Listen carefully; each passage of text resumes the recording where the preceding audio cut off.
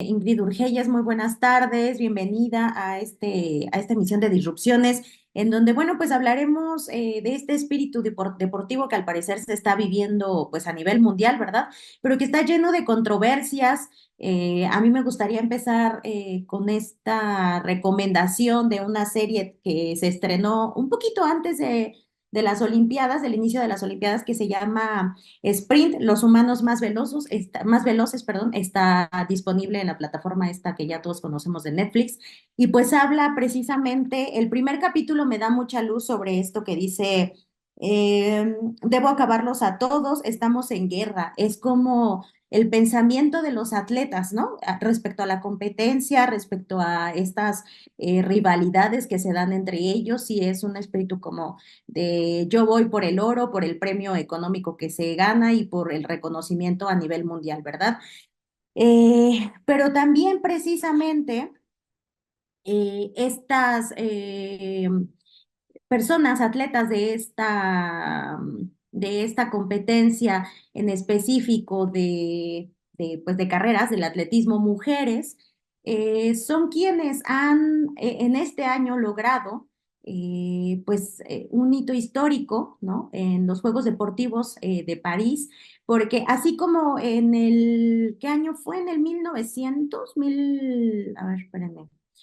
Em, Sí, en el año 1900, cuando pues por primera vez acá en París se incluyeron a mujeres competidoras, pues es estas mismas, en este mismo país, en donde pues se logra por primera vez que haya guardería y que haya también salas de lactancia. Fue el caso de Alison Félix, quien ella, pues al integrarse en la Comisión de Atletas en el Comité Olímpico Internacional, buscó alternativas pues, para que estas deportistas madres pudieran tener cuidado respecto a a sus hijos, hijas, ¿no? Entonces, Ingrid, pues muy bienvenida seas a esta emisión de Disrupciones y me gustaría empezar por preguntarte qué piensas de de este pensamiento, ¿no? Que se da como de rivalidad, pero que por otra parte, pues también son las mujeres quienes empiezan a lograr pues estas diferencias, ¿no? Para su vida diaria. Estoy en shock con ese dato que diste, Isa, de que en 1900 fue la primera incorporación de las mujeres, porque para la audiencia los Juegos Olímpicos datan de la antigua Grecia. De hecho, estaba revisando exactamente en qué año aproximadamente empezaron los Juegos Olímpicos y estamos hablando del 780 antes de Cristo. Y en el 1900 se incorpora a las mujeres. O sea, quiero que entiendan de lo que estamos hablando en términos del, claro, lo que se llama las Olimpiadas modernas, pero está, qué fuerte, que considerando que esto empezó, digamos, antes de Cristo, nosotros recién nos hayamos incorporado hace algunos años, ¿no? Yo creo que eso es un gran clarificador de cómo un poco funciona el mundo, en términos sobre todo de esto de la competencia. El tema de la competencia deportiva yo siento que tiene como muchas aristas, es difícil eh, como verlo solamente desde un punto de vista como peyorativo, en el sentido de que está mal la competencia, etcétera, sino que también tiene la lista de lo que significan, digamos, los deportes en términos de lo popular. O sea, también tiene esa contrapartida, o sea, la otra versión, ¿no? Un poco lo que pasa con el fútbol, que uno dice, bueno, esto está consumido por el capitalismo y es una cuestión de ganar para ganar dinero, pero las clases populares disfrutan muchísimo con el fútbol. Entonces hay algo que tiene que ver con la competencia, digamos, dentro de esto que es la industria deportiva, que yo lo dejaría en un lado, y lo que tiene que ver con el deporte propiamente tal, ¿no? Es decir, esto de que se fortifican, digamos, la unión entre las personas, o sea, tiene varios aspectos positivos esto de las Olimpiadas, ¿no? Se supone que es una instancia donde participan todos los países, donde estamos viendo cosas extraordinarias, en personas extraordinarias. Yo creo que ese es un punto como muy clásico de los Juegos Olímpicos porque son hazañas, ¿no? Hazañas deportivas de gente que lleva muchos años practicando un deporte y que se ha forzado al máximo para llegar a un cierto nivel y bueno, ahí se ponen en juego esas cosas también. Obvio que ahí está la contrapartida, ¿no? Y la contrapartida no es culpa de las personas, es culpa del sistema, del modelo, porque el capitalismo agarra las cosas y las convierte en mercancía y eso no va a depender del deportista en sí mismo, sino que es toda una cuestión, una maquinaria que está fuera de él, ¿no? Como los Juegos Olímpicos hoy en día, a diferencia de cómo se establecieron en Grecia, que tenía otro objetivo, hoy en día el objetivo siempre es muy económico, ¿no? Es muy, muy económico, es decir, está pensado para generar muchos millones de dólares, para que haya mucho dinero en términos de turismo para las ciudades donde se producen, pero también está todo el dinero que se invierte en publicidad por parte de las grandes empresas, ¿no? Es decir, hay una máquina de dinero funcionando muy fuerte en todos los eventos deportivos importantes, en el Mundial, en las Olimpiadas, en el Super Bowl, o sea, todo termina decantando en un negocio, en un modelo mercantil capitalista, y esa es como la parte fea, ¿no? Que uno pudiera decir de esto que es la sana competencia, pero si te fijas tenemos como de las dos cosas, y en términos de la inclusión de mujeres, qué triste que se hace tan poco, yo pensé que teníamos más tiempo compitiendo, qué lástima, porque esto es, esto es de antes de Cristo, pero de todas formas, sí es interesante cómo se ha venido un poco modificando algunas cosas de estos Juegos Olímpicos, pensando en cosas que en general, como los organizadores son hombres, no piensan, pues que tiene que ver con las maternidades, que tiene que ver con ciertos tiempos, ciertos espacios que hay que poner, ¿verdad? Porque esto es lo que ocurre siempre con el patriarcado, ¿no? Como el patriarcado toma las decisiones, como el patriarcado es el que investiga, son los médicos, son los científicos, son los que organizan los Juegos Olímpicos, etcétera, ellos piensan nada más que las necesidades del sujeto hombre. Y las necesidades del sujeto mujer siempre quedan como muy invisibilizadas, y entonces hay que ponerlas a la vista, cosas que debieran ser muy lógicas, pero que parece que no son tan lógicas, ¿no? Como las salas de maternidad o pensar que las competidoras de distintas ramas tienen hijes, o sea, eso es un hecho, ¿no? Son madres. Yo no sé, yo creo que nunca pensaron en eso. Deben haber pensado, ah, pero es que esto es como cualquier jugador, ¿no? Hombre, claro, pero en el caso de las mujeres hay madres, o sea, hay maternidades asociadas aquí, y por lo tanto tiene que haber ciertos espacios y ciertos tiempos y ciertas formas que se vayan modificando, y eso tiene un poco que ver con la lucha feminista que se ha ido dando desde hace tantos años, un poco para ir poniendo las necesidades de las mujeres a la vista del otro 50% de la población que simplemente no las ve. Entonces hay que mostrárselas, ¿no? Hola Ingrid, aquí Camilo. Ah, Camilo. Ya, hablando un poco sobre este tema, acerca de la incursión de las mujeres en la vida deportiva en los Juegos Olímpicos, pues también con este tema, pues vinieron varios otros temas, como el caso de las pruebas hormonales, ¿no? Que justamente es algo que acabamos de ver en una competición de boxeo, en la que una boxeadora de origen africano, pues fue descalificada por el alto nivel de testosterona que tenía, ¿no?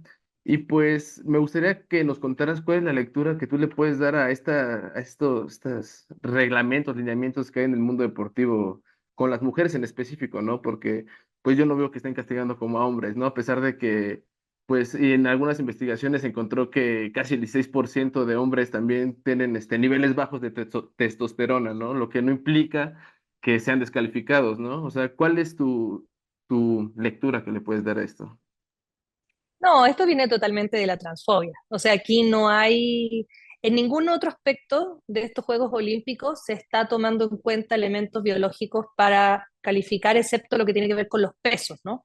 Pero lo que tiene que ver con las características físicas no ha sido más allá del peso y la clasificación o categorización en peso, pero todo lo demás no ha sido nunca sujeto de prueba, digamos, hormonas o sistema respiratorio, tamaño de los pulmones, porque hay muchos elementos que uno pudiera comprobar porque todas las personas somos diversas. O sea, yo creo que esa es como una concepción que hay que instalar en la idea, aunque es muy obvio, suena muy obvio, pero no es tan obvio, el hecho de que cada persona es única y tiene su propia composición biológica única, no hay dos personas iguales. Entonces, tratar de equiparar a todo el mundo con ciertos cánones es muy complejo. En el caso que tú estás mencionando, es 100% viene de esta cosa que se le dice transfobia, que ya tiene mucho tiempo en distintos aspectos, no solamente en el deportivo, pero que tiene que ver con la negativa de incorporar o de incluir a la comunidad trans en, digamos, el género con el que se representan para efectos de competir, porque les parece que es injusto, les parece que, y siempre es al revés, es decir, les parece injusto que un hombre trans perdón, que una mujer trans participe con mujeres. no les parece injusto que un hombre trans participe con hombres. ¿Por qué? Porque la fuerza y ciertos elementos les parecen como más relevantes, ¿no? Al momento de evaluar esto.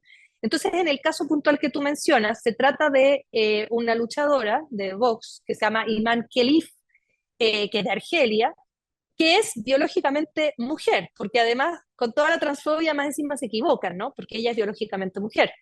Solo que tiene una condición biológica especial donde ella tiene más testosterona de los estándares médicos usuales, ¿no?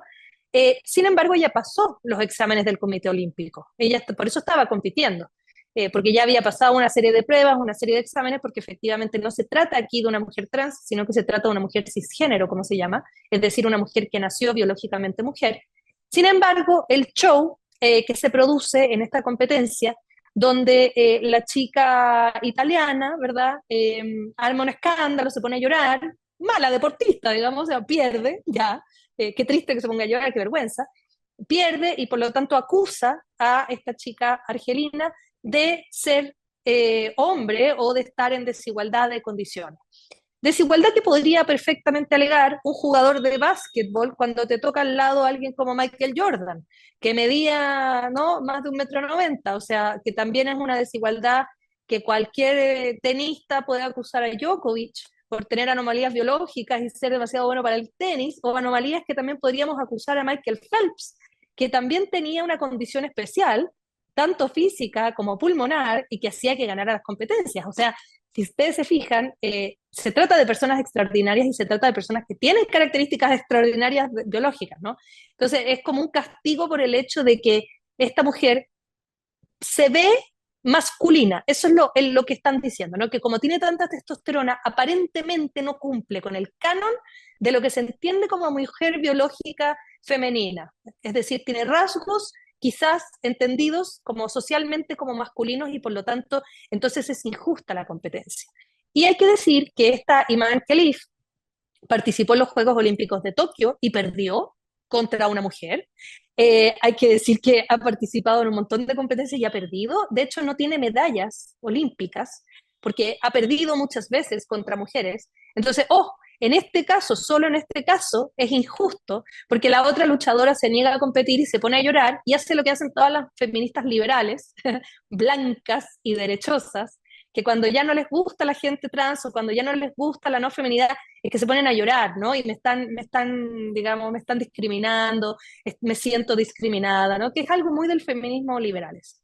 Y yo creo que este caso lo representa muy bien toda la problemática que existe entre el feminismo y la comunidad trans, que efectivamente las mujeres feministas, blancas, liberales, que no aceptan a la comunidad trans dentro del feminismo, siempre dicen, es que me van a quitar mis derechos, es que las personas trans me van a borrar. Claro, con un victimismo innecesario, donde somos todos igualmente víctimas de un sistema patriarcal. Entonces, ¿por qué hay más víctimas que otras? No tengo idea. Ellas consideran que la mujer biológica es más víctima. No estoy de acuerdo. Todo lo contrario, me parece al revés.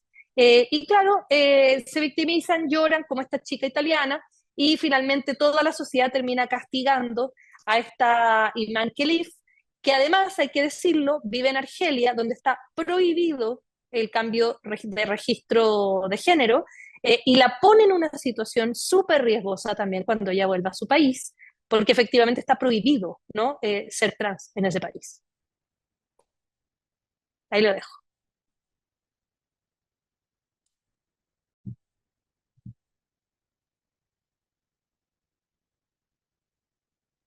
Bueno, Ah, Ingrid, es que estaba muteado mi micrófono, este programa bastante disruptivo. Oye, Ingrid, saliendo un poco de las albercas, de cuadriláteros y todo eso de las competencias, vamos un poco más hacia los espacios públicos de París, donde se están llevando a cabo los Juegos Olímpicos. ¿Qué significa para los pueblos palestinos que haya una serie de protestas? Veamos con un chico llevándose la bandera, retirando la bandera de israelí, en es uno de los escenarios, u otros competidores salen con bandera palestina. ¿Qué representa para el pueblo palestino de que haya ese tipo de protesta, de que haya voces cuestionando el genocidio de israelí en esta justa olímpica, donde se habla, históricamente se ha hablado que es un encuentro de amistades, de convivencia, pero ahora pues vemos que hay una serie de protestas. Es que sí, yo creo que estamos todos preocupados de una pelea de box cuando hay un genocidio en curso. O sea, perdón por la falsa equivalencia, porque se llama, a él se le dice falsa equivalencia porque no son la misma situación, pero a ver, el mundo está preocupado de una boxeadora argelina en una competencia cuando tenemos un genocidio en ciernes, ¿no? Ahí está dándose asesinatos múltiples de niños todos los días. Y estos Juegos Olímpicos que son en los Juegos de la Hipocresía, que yo he dicho varias veces, y son hipócritas porque castigan a uno, no castigan a otros, o censuran a unos y a otros, solo y exclusivamente en base a amigos enemigos de Estados Unidos, porque siempre Estados Unidos manda, no sé por qué Europa se ha puesto de esbirros de Estados Unidos literal, y han acatado y aceptado todo lo que dice Estados Unidos a través de la OTAN. Pero es muy lamentable que no esté Rusia en este mundial por una guerra creada totalmente por Occidente, y sí esté Israel. O sea, si es por sancionar, a mí no me gusta la idea de sancionar a nadie, pero si es por sancionar, tendría que Israel ser el primer sancionado mundial, digamos, porque aquí no se trata de una guerra, aquí se trata de un genocidio.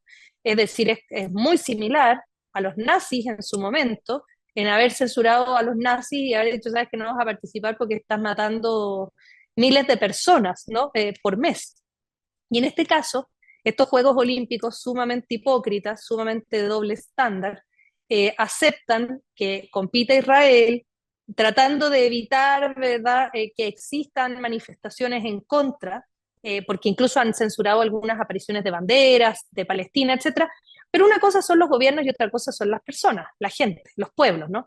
Y los pueblos en este caso han sido bastante fuertes en tratar de imponer y demostrar y de reclamar o resistir frente a estas decisiones de sus gobernantes, cosa que es muy, está muy bien verlo y habla muy bien del pueblo francés o de aquellos que estén viendo las Olimpiadas, porque han llevado banderas, han hecho, digamos, actos a favor de Palestina, han abucheado a Israel en su momento cuando pasaron con la comitiva, lo cual está súper bien porque de alguna manera muestra el repudio general del pueblo, de los pueblos respecto del genocidio.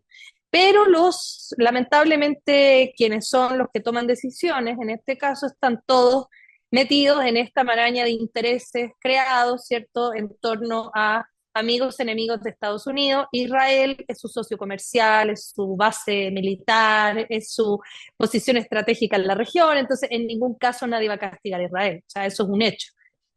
Por otra parte, participa Palestina, que muy dignamente han perdido una cantidad de atletas olímpicos asesinados, pero enorme, por culpa del genocidio, a manos de Israel. O sea, sobre todo, imagínense, esto tiene directa relación con los Juegos Olímpicos. Nos falta Rusia en estos Juegos Olímpicos, que son las estrellas de la gimnasia. Entonces, claro, Estados Unidos ha ganado todo, evidente, sacaste a tu competidor más fuerte junto con China, siempre ha sido Rusia. Y lamentablemente no están también por una decisión hiperarbitraria que tomó el comité en relación a es que no nos gusta la guerra de Ucrania, entonces para afuera, ¿no? Entonces, claro, tiene esta cosa de unos sí, otros no, y por otra parte París mostrando su cara más limpia a costa de una limpieza de calles que hicieron espantosa, donde sacaron a toda la gente que vivía en la calle, tiraron a la policía encima, un poco lo que hizo Brasil.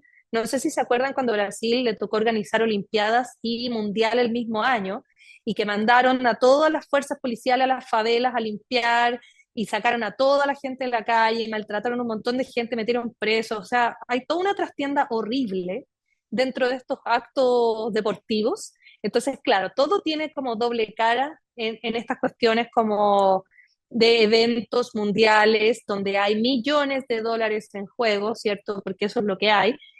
Pero, sin embargo, para que exista eso y para que haya esa imagen de París, tiene que haber daños colaterales que tienen que ver con la gente que está abajo. Además, también las personas que participan en la construcción, digamos, de los estadios y todo eso es un desastre en términos laborales.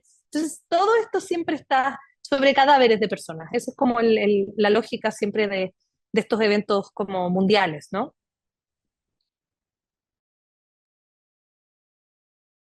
Ahí por ahí va Ale.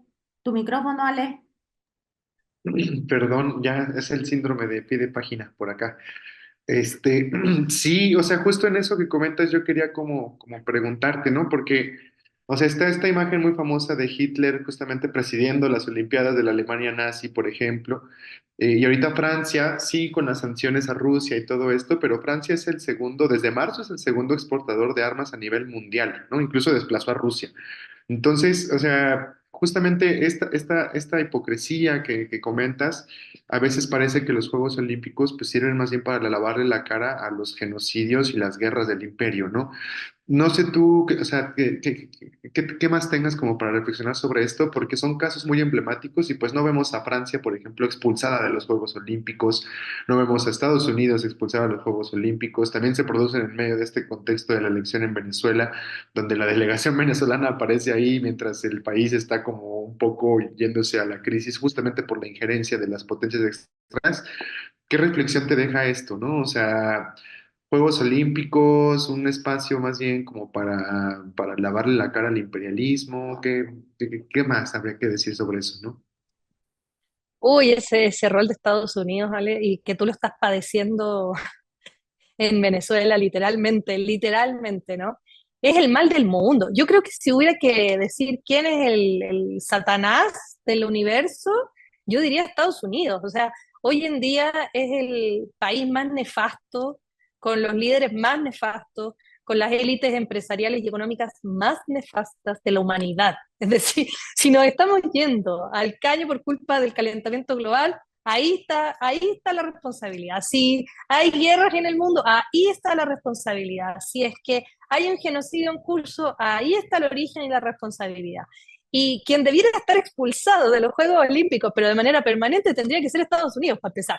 O sea, si se trata como de elegir países genocidas que fomentan y que impulsan guerras, que generan y impulsan colonialismo, imperialismo, hambruna, ¿no? Muerte de personas. Estados Unidos es el epicentro de todo eso. Ahora, Europa tampoco cumple un rol tan inocente. Para que todo esto exista en Europa, la Torre Eiffel y las ciudades hermosas y el río Sena todo contaminado, para que exista eso, necesariamente tiene que haber territorios expoliados en África de donde sacan los franceses sus recursos. Y un poco lo mismo con Gran Bretaña, ¿no? O sea, Europa ha vivido a expensas del colonialismo desde siempre. Y ahí están países minúsculos que tienen tres, cuatro recursos naturales viviendo a todo lo que da, gracias a esta estructura del colonialismo más espantoso. Y ahí tienes tú países africanos con caos interno promovido y provocado por este eje occidental, solo para poder expoliar todo lo que puedan expoliar. Y ahí están los diamantes de sangre, pero también está, por ejemplo, el chocolate, ¿no? O sea, yo invito a la audiencia a ver los documentales que hay sobre el cacao en África, cómo lo extraen, que es el cacao que le llega a los belgas, con el cual los belgas hacen su chocolatería súper famosa que todos comemos acá, porque además no hay consumo ético en el capitalismo, lamento informarles. Entonces, todo este chocolate súper topísimo que nos llega acá se produce en base a una expoliación en África horrible, donde quienes están trabajando en esos campos son niños, son menores de edad, que están sacando el cacao allá y que no les pagan y trabajo explotado, cuasi esclavos. Les comento que el algodón, por ejemplo, que ustedes usan, de todas las marcas de ropa del mundo, se produce en China, en la comunidad de los uigur, que es un campo de concentración, y ahí está la gente trabajando día y noche sin siquiera sueldos decentes, pues son campos de concentración literal. O sea, existen campos de concentración en el mundo para producir las cosas que nosotros utilizamos y que después son vendidas por los europeos, porque ahí está Zara y todas sus marcas que después dicen que plantan cuatro árboles y dicen que son sustentables y que son, como dicen, socialmente responsables. Y tú dices, ok, o sea, hay un montón de sangre debajo tuyo, pero está bien que tú plantes cuatro árboles, ¿no? Pero un poco así funciona el mundo, de manera hipócrita, ¿no? ¿Vale? O sea, como voy a dar un discurso de la igualdad, la egalité, la liberté, la cuestión, y voy a poner a María Antonieta con la cabeza cortada en la intro de los Juegos Olímpicos, pero sigo siendo un país imperialista, colonialista, sometido a los intereses de Estados Unidos, financiando genocidios, financiando guerras, expoliando territorios. O sea, a mí qué me importa María Antonieta con la cabeza cortada si en realidad la María Antonieta es el capitalismo. ¿De qué estamos hablando? A ese nadie le ha cortado la cabeza. ahí sigue esa María Antonieta, que es peor que la María Antonieta, vivita y coleando. Y ahí están, digamos, entonces paseamos por el Sena, en estas ciudades coloniales espantosas, ¿verdad? Y nos lavamos la cara, y lavamos la cara al punto de que yo me acuerdo hace años cuando hubo un atentado terrorista de ISIS, que se supone que es terrorista y que es de Medio Oriente, no es israelí, no es financiado por Estados Unidos, pero hubo un atentado, me acuerdo, y todos somos París. Je suis París. La gente ponía unas torres Eiffel ahí en sus cuentas de Instagram y todos éramos París, ¿no? Claro, porque París es como la representación de Occidente, ¿no? De la cultura de Occidente. Y es una cultura decadente, es una cultura hipócrita, es una cultura de varias caras, donde además con este mundo multipolar que se está articulando ahora gracias a los BRICS, poco les queda, no les queda ni tanto tiempo en su esplendor, digamos, el esplendor ha ido en decadencia. Usted ve al río Sena y eso le va a dar una representación gráfica de cómo está Europa. Europa está como el río Sena, como que te dicen, no, está bien, está seguro, puedes nadar, pero se meten los nadadores y terminan vomitando como 10 veces porque la cuestión está contaminada. Entonces, eso es Europa, es el río Sena, y va para abajo. Y mientras tanto se articula Irán, se articula China, Rusia, Brasil, Bolivia, apoyan a Venezuela, porque se está armando un mundo multipolar, y en ese mundo multipolar estos occidentales van a ir cada vez cayendo más, ¿no? Y nosotros con ellos, pero hay que irse a vivir al otro lado, chicos. Hay que migrar a los países de los BRICS para no morir en la rueda. No, pues quién sabe también, ¿no? Porque Rusia, China y la India, pues, o sea, Hoy bueno, me muero vivir allá.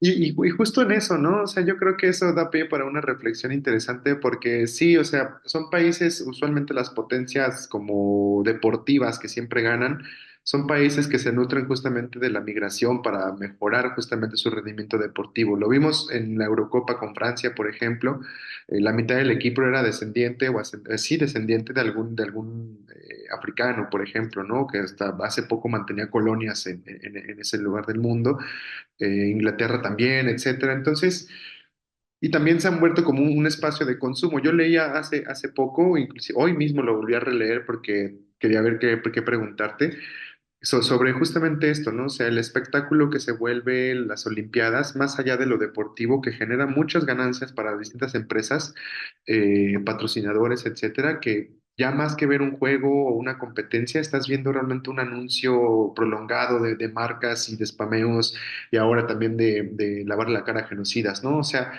las Olimpiadas, con esto a mí me gustaría como preguntarte algo, ¿no? O sea, las Olimpiadas, ¿tú crees que realmente exalten el deporte o en realidad son un pretexto más para esta cosa subsumida al capital que nos está vendiendo y vendiendo y vendiendo cosas a veces sin que lo sepamos, ¿no? Oh, qué difícil esa pregunta, Ale, porque yo igual, o sea, donde tengo el conflicto es con las personas, ¿no? O sea, yo siento que los chicos, que son en general jóvenes, ¿no? Que son los deportistas de alto rendimiento, ellos sí traen como ideales, ¿no? Es decir, ellos sí creen en la cultura deportiva, en esforzarse para lograr un objetivo, de una perseverancia que realmente uno le aplaude, porque dice, imagínate que estés dispuesto en tu vida a renunciar a un montón de cosas para destinarlo a un objetivo que tú quieres perseguir. O sea, la verdad es que yo siento que esto es más una cuestión del sistema, cómo funciona, que de los deportistas mismos. No creo que los jóvenes que llegan allá a participar en atletismo traigan incorporada la lógica del capital. El tema es que las empresas todo lo consumen, todo se lo tragan y de todo se apropian. Y un poco, mira, el símil yo lo veo con lo que se llama progresismo neoliberal, ¿no? El progresismo neoliberal, o el neoliberalismo progresista, le dice la Nancy Fraser. Me gusta más neoliberalismo progresista, porque es un modo de capitalismo tardío, neoliberal, digamos, en su fase avanzada del neoliberalismo duro, donde para un poco lavarse la cara o sonar no tan mal como sonaría el capitalismo, lo que hace el neoliberalismo progresista es apropiarse de causas. Toman las causas sociales, las convierten en mercancía y hacen todo esto que se llama pinkwashing, por ejemplo, en el caso de la comunidad LGBTQ+, o el washing que hacen con las mujeres en el feminismo, ¿no? De cómo, por ejemplo, llega marzo y resulta que ahora todas las empresas son feministas y ponen todo rosa y todos son, ay, somos todas feministas. Y tú dices, tú no eres nada, tú eres capitalista. Sin embargo, aprovechan la causa social para lavar esa imagen, ¿no? Y lo hacen todas las empresas respecto de todas las causas sociales. O sea, si tú te fijas, por ejemplo, está, mira, para la comunidad LGBTQ+, el Día del Orgullo de la Marcha Gay es un desfilar de empresas con sus carros alegóricos, haciendo publicidad y tragándose y comiéndose la causa, y con eso se despolitiza la causa, evidentemente, porque ya se convierte en una cuestión totalmente, digamos, mercantil. Lo mismo con el feminismo en muchas cosas. O sea, ¿cuántas veces en las revistas de estas de papel cuché, así como de farándula, vemos 7 mujeres blancas, güeras, rubias, donde dicen las mujeres del año? Ah, no, pues súper feminista. Pero es la lógica, ¿no? De cómo apropiarse del feminismo y quedárselo para verse bien y poder vender más. Y pasa lo mismo con las Olimpiadas, con el fútbol, con el rugby, con el deporte que sea, con el fútbol americano, en el sentido de que los jugadores mismos, claro que tienen sus ideales y claro que están en un modo de competencia o de esto de ser mejores, etcétera. Sin embargo, llegan al sistema y el sistema inmediatamente los mercantiliza. ¿Cuánto vale cada persona? O sea, ya que un futbolista, por ejemplo, valga algo, que te dicen esta persona vale tanto, tiene un monto, y a ellos los traspasan como si fueran objetos, porque ni siquiera son capaces de firmar sus contratos, sino que hacen como unos traspasos o unos pases, y esos pases como, oye, te paso esta cosa, te vendo esta cosa y tú cómprame esta cosa. Ya, esa cosa se va a París, al Saint Germain.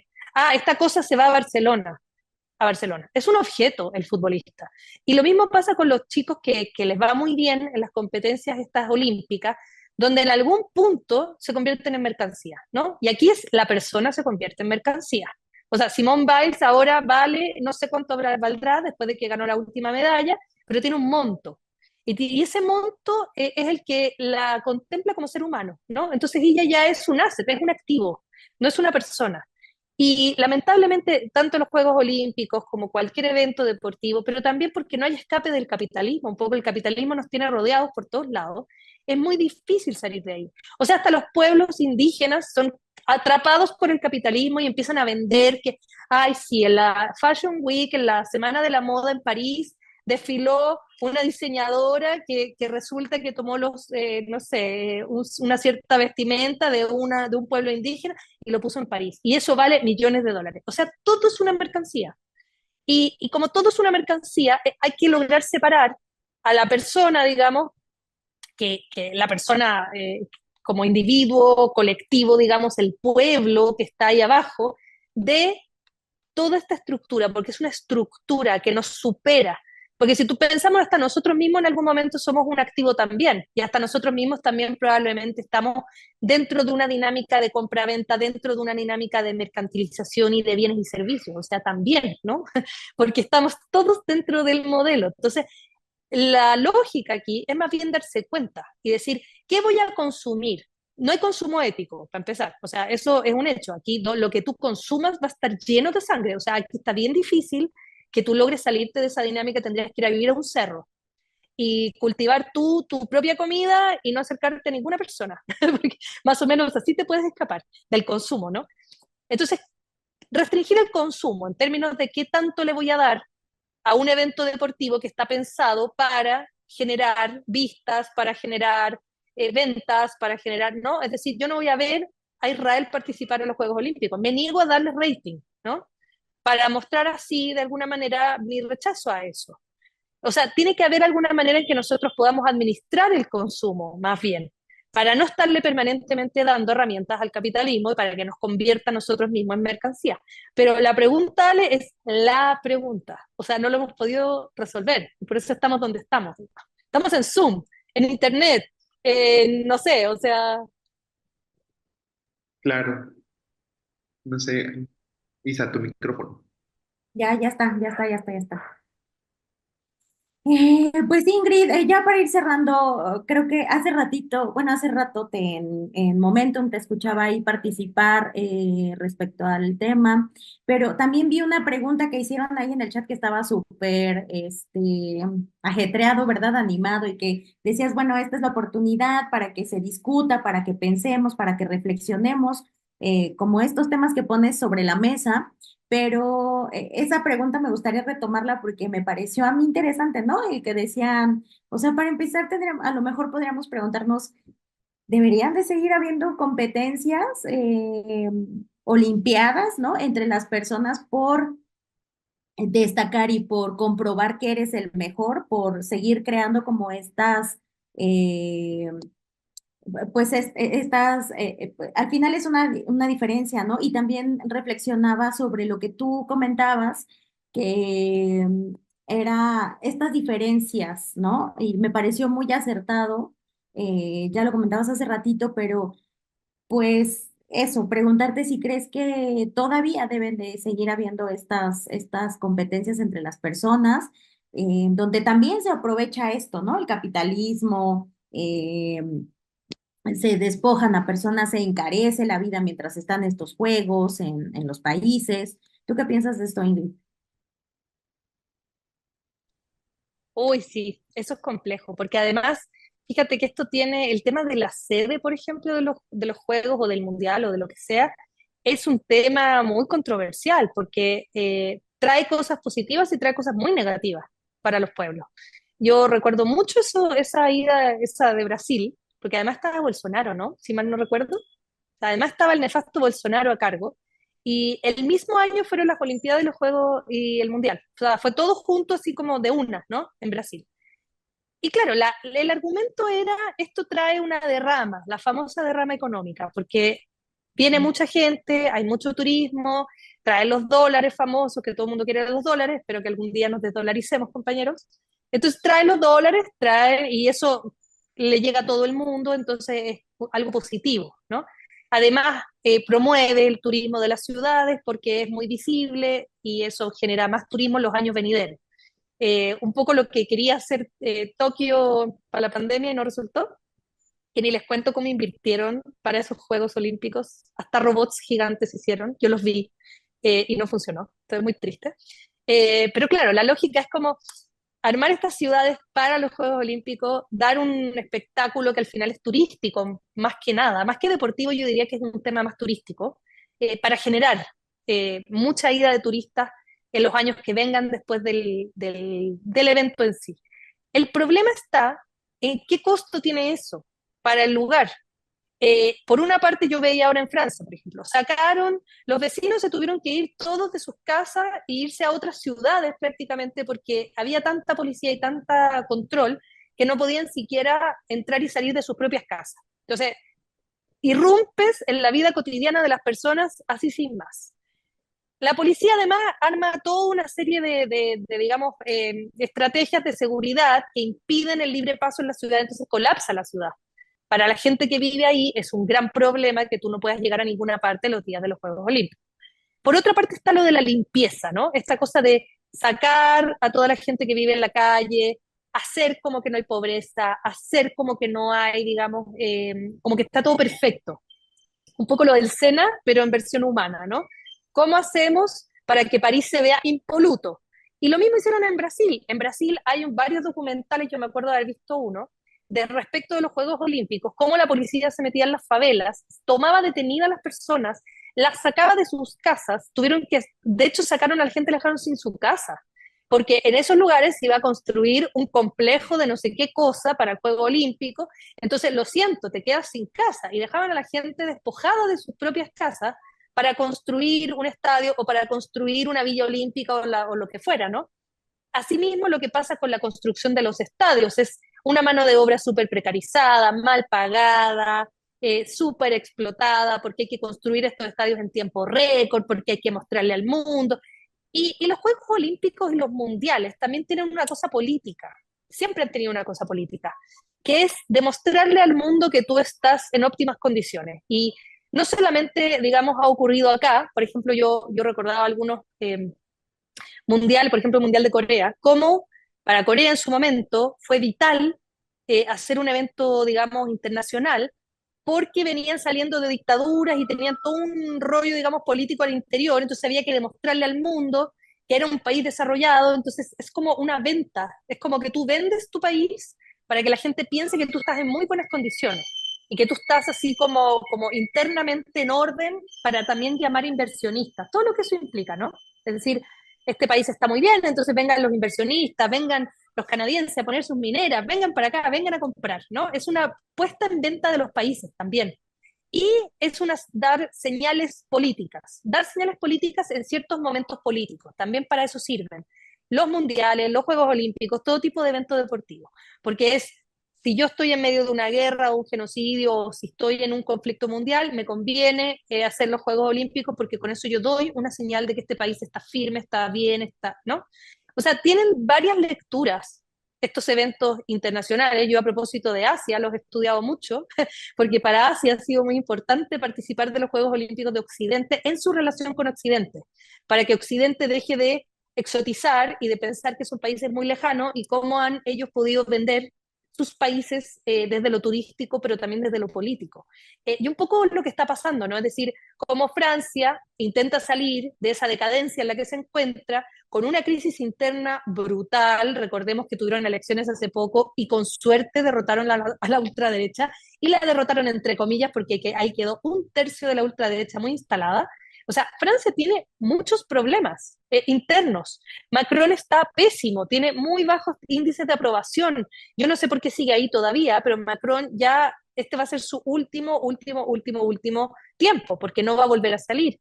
Entonces, es un país que trae muchos problemas al interior y que está intentando mostrarle al mundo una imagen de mucha estabilidad, de mucha, digamos, desarrollo, de primer mundo, de cultura, pero al final son señales políticas, no son para nosotros, si se fijan.